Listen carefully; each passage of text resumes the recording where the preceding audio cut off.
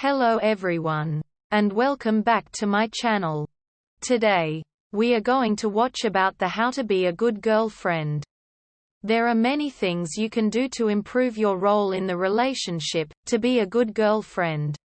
You have to be open and honest with your partner, supportive of their wants and needs, and willing to demonstrate your love and affection for them. Keep in mind that you should also strive to maintain your own independence to enjoy a healthy relationship. Method 1. Being loving. First is be affectionate. There are various ways to show your affection. Some are more obvious than others, and the way you approach this will depend on how openly affectionate you like to be personally. Affection is close to but not the same as intimacy. Affection is about openly displaying that you care about this person and can be shown any time of day or night, publicly or privately.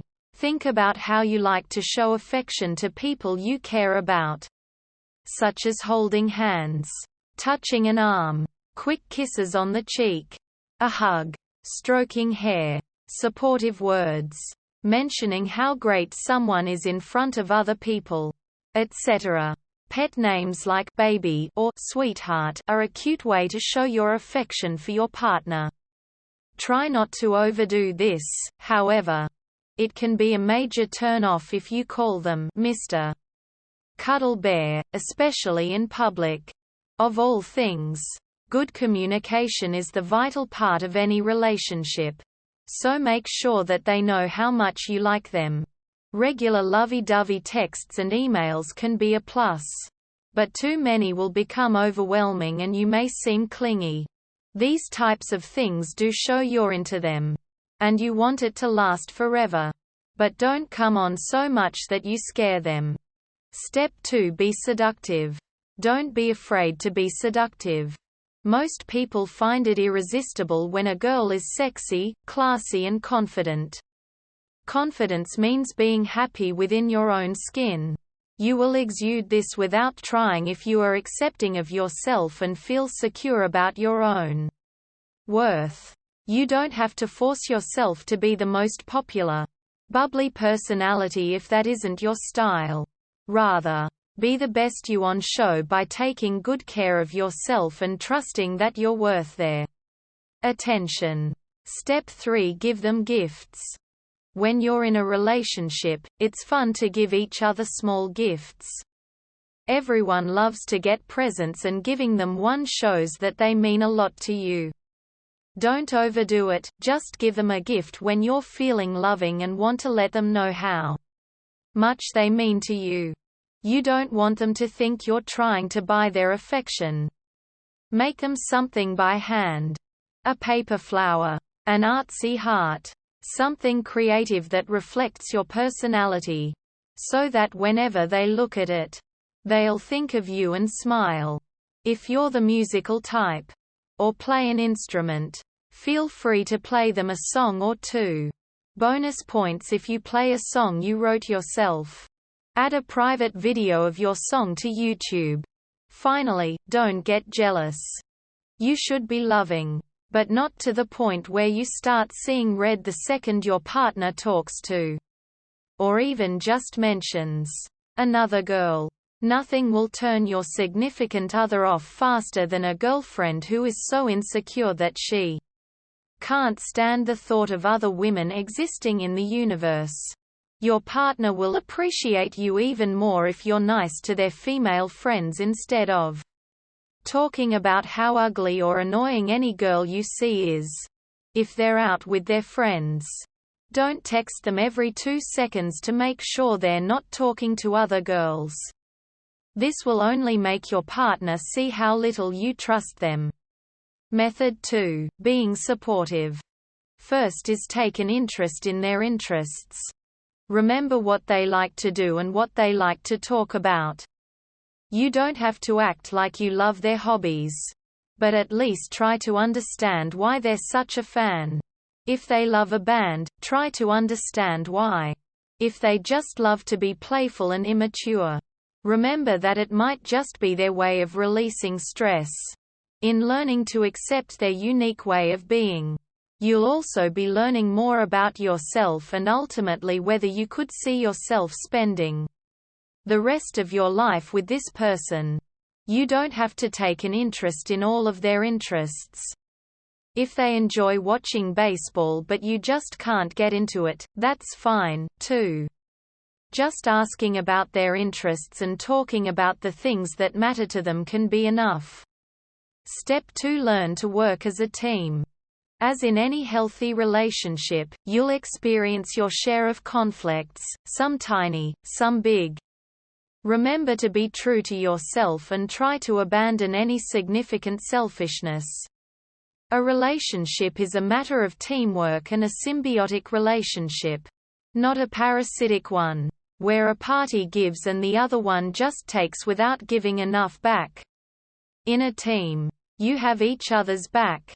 You don't undermine one another and you openly cherish each other in front of others. In times of hardship, a team approach can help you to work through problems in a less emotionally attached way, in that both of you assume responsibilities for fixing things rather than expecting one or the other to fix things. Avoid having a one-track relationship in which the bond revolves around one thing.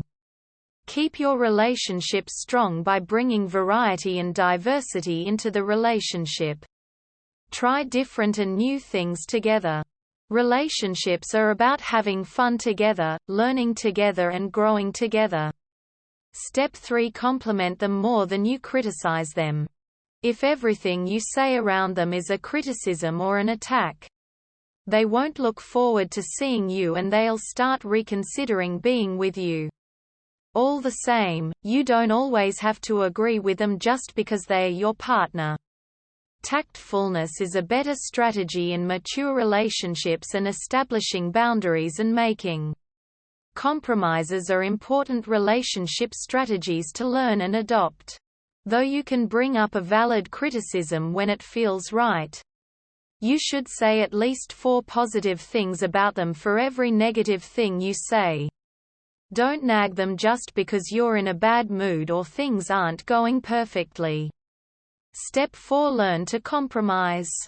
If you want to be a good girlfriend, then you have to learn to compromise instead of fighting or being angry the second you don't get your way. To compromise well, you both have to be able to calmly and rationally discuss a situation while understanding the other person's perspective. Try to understand where your significant other is coming from instead of blindly focusing on what you think you need. You don't want to be that girl who always gets her way just because your partner would rather give in than stand their ground because you get so angry and upset whenever things don't go your way. Finally, give each other space. You should support your partner, but you should also be able to be there for them in spirit when you're not actually around. If you want to be a good girlfriend, then you have to make time to do your own thing, to hang out with your girlfriends, and to see your partner.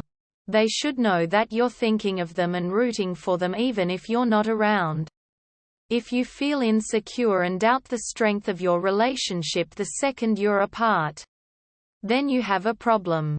You should support your partner if they just want to have a night out with their friends instead of trying to intrude. It's important to allow your significant other to have time to spend with their friends and hang out without you. If you feel entitled to all of their time and attention, learn how to not be an obsessive girlfriend. Don't be an overly protective girlfriend, let them go out without them feeling watched.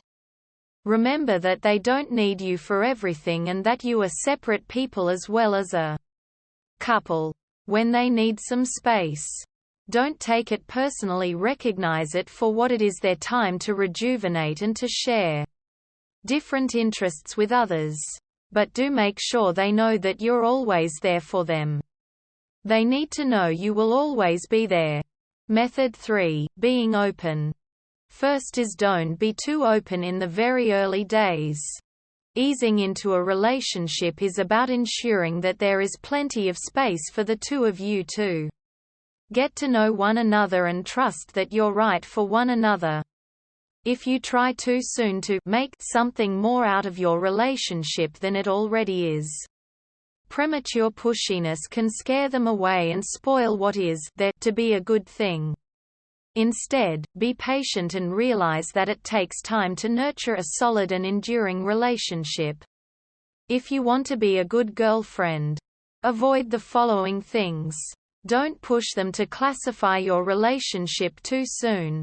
You don't have to have the label girlfriend or boyfriend after a couple of dates. This risks causing them to feel that the decision wasn't their own. Be patient and let them make up their own mind as to when the definitions, like going steady, exclusive relationship, serious dating etc., start being bandied about. If the two of you are compatible, your relationship will develop soon enough. Don't start talking about marriage or starting a family before you've even met their close friends and parents. Raising such issues prematurely can create tension from the outset and may stall or even bring to an end an otherwise productive and caring relationship. Don't feel the need to show off or impress them. You don't need to prove anything to them. You simply need to be present and engaged in listening, being attentive and sharing your interests. Step 2. Be honest. While being honest to your partner is very important, to the point of being paramount, it is equally important that you are honest with yourself.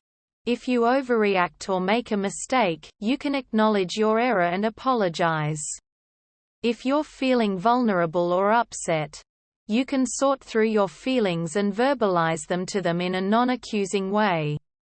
And the most important thing here is that you will be open about your feelings as much as possible.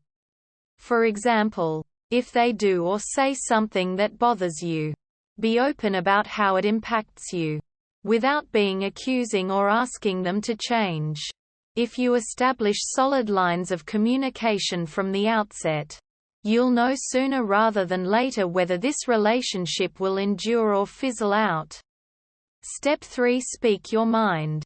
Don't be afraid to make your desires, needs, and opinions known, even when they may conflict with your partner's. You don't and shouldn't exist solely to please them. Besides, showing that you are your own person with your own needs, desires, and approach to life will keep them interested in getting to know and understand you as a person. If you're comfortable with speaking your mind, then they'll be comfortable with speaking their mind, too. Just remember to express yourself in a way that doesn't attack anyone else's opinion or lifestyle in any way. You can be humble and outspoken at the same time by using assertiveness strategies and remaining considerate of their feelings too. Finally, be yourself. Don't create a fake you just to impress them. It might be tempting if you think they'd prefer a different type of girl, but usually this is just cobbling together snippets of things said or suggested, and you're likely to be wrong. After all, they want to date you, not some imagined form of perfection. And if you really feel tempted to change things about yourself because they insist that you'd be better thinner, taller, prettier, quieter, whatever, then it's a good indication that you're not compatible.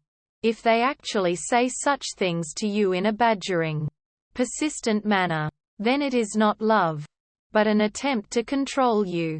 Don't pretend that you share their interests if you don't. It might be amusing or safe to do so initially, but it's extremely hurtful when they learn that you don't really love what they love. They could be basing their thoughts about your role in their future on something that isn't real. And it'll end up hurting both of you. We hope it is useful to you. Please subscribe to our channel.